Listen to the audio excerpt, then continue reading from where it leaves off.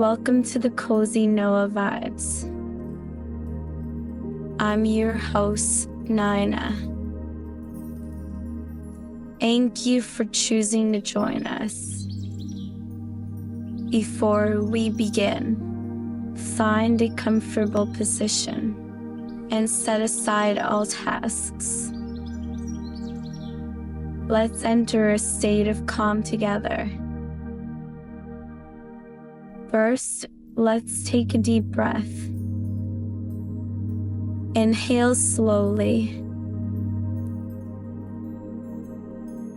Then exhale gently. Repeat a few times. Deepen and regulate your breath. Now use your senses to feel every part of your body. Notice any tension or discomfort. Simply acknowledge their presence. Don't try to change them. As you continue to breathe deeply, let's gradually release the tension in your body. Starting from the head and moving downward, gently releasing each muscle. Feel the comforting lightness.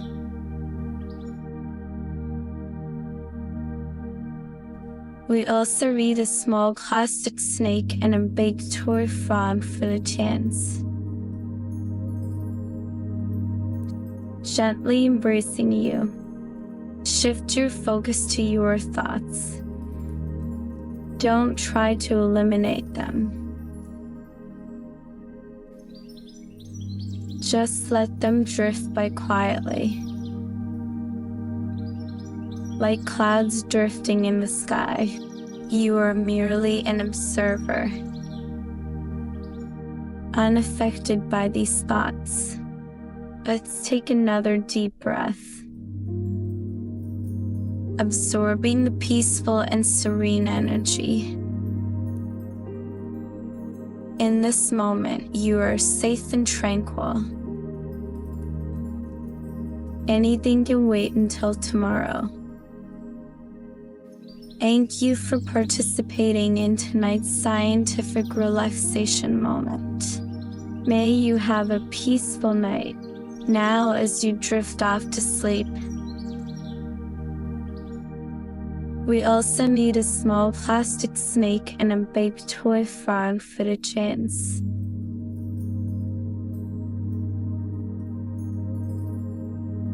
Willyva Mission. Ding. Ding.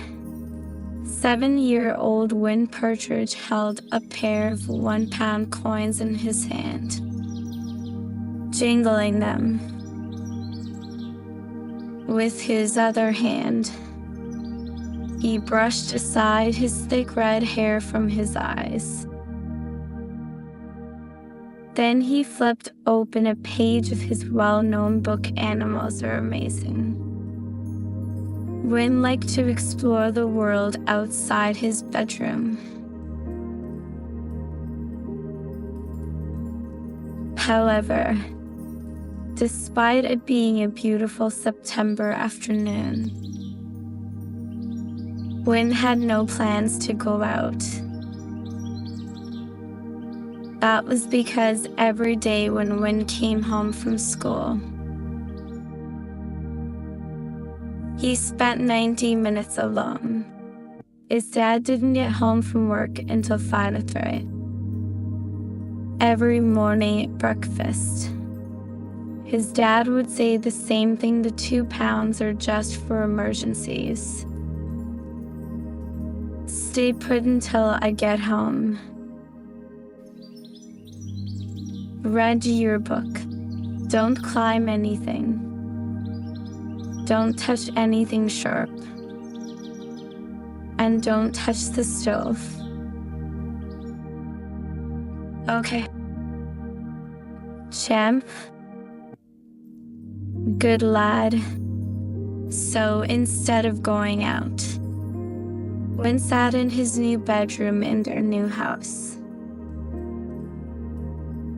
He liked the worn, cracked wood on floorboards and the view of the small backyard. It was a place where a massive oak tree stretched its branches. The afternoon sun streaming through the window was perfect for reading. As Win flipped through his book, he accidentally dropped one of his 2 emergency coins onto the floor. Ding, the coin rolled to the edge until it dropped into a knot hole in the old floorboards. Thunk. Win could see the coin in the hole, but he couldn't reach it with his fingers. Then he noticed the floorboard was loose. He reached in to grab the coin and found a small box. It was very made of silver with indentations. He put the coin back in his pocket and opened the old box. Inside was a metal locket, shaped like an acorn. He opened the locket to see if there was anything inside. Creak. The locket was empty, but it looked special. So Win threaded his shoelace through the loop at the top of the locket. He fashioned his new necklace in front of the mirror. Nice, Win said. It suits you very well. A voice that wasn't Win said. Win Partridge froze.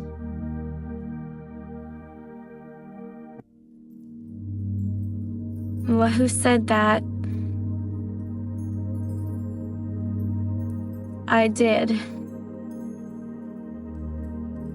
The voice said, I've been waiting for the next child to find me for a long time. Are you ready? Ready for what? Win asked. He wasn't sure if he was ready. The voice was kind yet stern, sounding like an old woman. But as far as Win knew, there were no old women in his bedroom. It sounded like it was right next to his ear. But it also sounded like it was coming from the backyard. Win went to the window to look out. Are you coming out or not? The voice asked. Win couldn't see anyone in the garden, so he cautiously stepped outside to take a closer look. Come on. We don't have much time. The voice said. Win could hardly believe it. The oak tree was talking to him. Don't act so surprised, the tree said. I talk to anyone wearing a locket. I've been doing this for 300 years. 300? Win thought in amazement. Yes, I'm glad to see you and your dad moved into this place. It's been a while since we've had a new recruit in the Oak Order. Me? A recruit? In the Oak Order? Win had many questions. But before he could ask more, an acorn dropped from a high branch of the tree and bounced off Win's head. That acorn holds your power for today.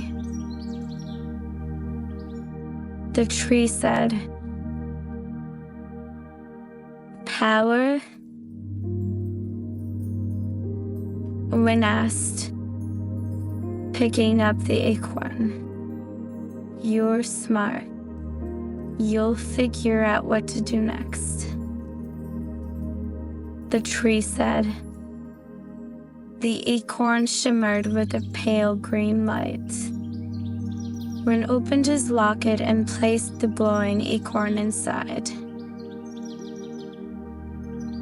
Then he closed the locket, and it vibrated lightly against his chest.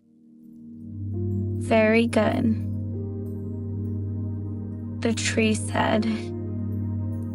"Remember, once activated,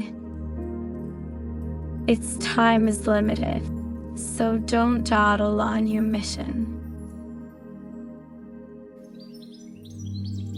"What's my mission?" "You'll see. Get in there and act fast," the tree commanded. Win circled around the trunk until he found a gap just big enough for him to squeeze through. Now he found himself in a small, empty room inside the tree. The tree's voice echoed around him. The trees know the weather. In 10 minutes, the Willyva will appear. Willyva, don't let anyone see you. The tree continued. Trust your instincts. If you need, ask the squirrel. Before Win could even think about how to ask squirrels anything, the room went dark. He lost his balance and tumbled out of the gap. But he emerged from a different tree. He was now at the Queen's residence, Buckingham Palace. Win exclaimed. Through the hedge, Win could see the Queen sitting at a small table on a nearby terrace. A large safe was pushed in front of her.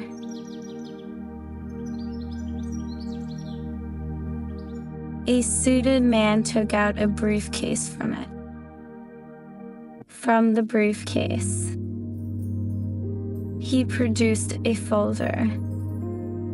Your Majesty, these are top secret documents. Win heard the gentleman explain to the Queen. These 5 pages are the only copies in existence. Suddenly, a wind as strong as a hurricane nearly knocked Win over. To save himself, the wind came fast and it came hard. That's the Willyva. Now I remember what my book said about the weather. It's a sudden gust of wind out of nowhere. But in the gust, neither the gentleman nor the queen had time to grab the top secret papers. They were both carried away by the wind. Win only had a moment to watch the queen and the gentleman pace in agony because he felt something pop up from behind his shirt. Plop, plop, plop. He turned to see four enormous blue wings sprouting from his back. In the sunlight, they looked like beautiful stained glass windows. Having read enough books about insects, Win knew what they were. The magic acorn must have given me these for my mission. My power is dragonfly wings. For what I know, I must do now. They are the perfect wings. SHBLOP. DOP. Win's glasses fell to the ground, and his eyes instantly turned into two giant colored orbs. He now had compound eyes. My mission, Win thought as he pocketed his glasses, is to save the queen's documents. Win swiftly soared into the air. Dragonflies can fly backward. They can zigzag. They can hover in midair. They can even do loop-de-loops. Win buzzed around a church as he grabbed one of the pages in mid-air snap. This is amazing, Win exclaimed. Behind him, Win saw another page fluttering in the air. He turned his direction and effortlessly caught it.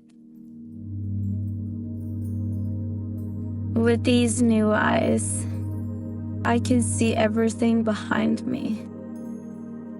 No wonder dragonflies can catch mosquitoes so easily. Win flew towards the River Thames, grabbing a page that was floating towards the water. Up was also diving for it. Oh no, I can't let the duck get the paper first. Win snatched the page directly from the duck's mouth.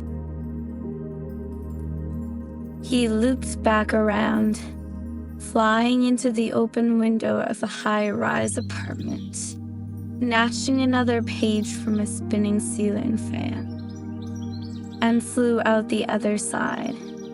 Just one more to go. He spotted the final page stuck to the glass pod of the London Eye. His wings buzzed as he flew towards the big wheel on the riverbank. I carefully avoided being seen by the passengers inside the glass pod and quickly dove down. But instead of flying up again, Win felt himself getting heavier and heavier. Falling. The locket had stopped vibrating, and the acorn's power was about to run out. My wings. They're gone. Thud. Win landed on the top of the glass pod, grabbing the last page. The people inside the pod looked up, panting and pointing at him. Win had to think fast. "I'll mind me," Win said. He started wiping the glass with the paper. "I'm just a window cleaner." Win pretended to clean the glass until the Ferris wheel descended enough for him to safely jump to the ground holding on to all 5 pages. "But with my wings shrinking, how do I return these pages to the Queen?" Win said aloud to himself, "Walking all the way back home is too far." Just then, a squirrel tugged on his trouser leg. It pointed to a nearby park, while another squirrel pointed deeper into the park. Win followed the squirrel's directions until he found a tree with a gap in the trunk big enough for him to squeeze through. He was back inside the oak tree in his garden, with only a minute left until his dad got home. "I heard you successfully rescued the Queen's documents," the tree said. "Well done. So what do you think of your first mission?" Win only needed a moment to come up with an answer. "That was absolutely wild."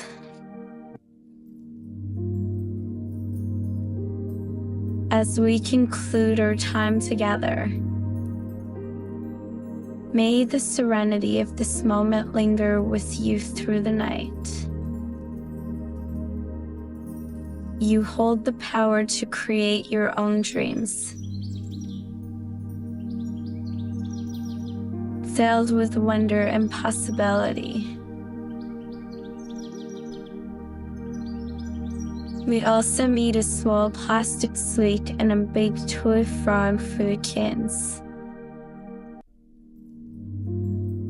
Knowing that tomorrow holds endless opportunities for growth and joy. Until we meet again, sleep well and embrace the beauty of your own imagination. Good night and sweet dreams.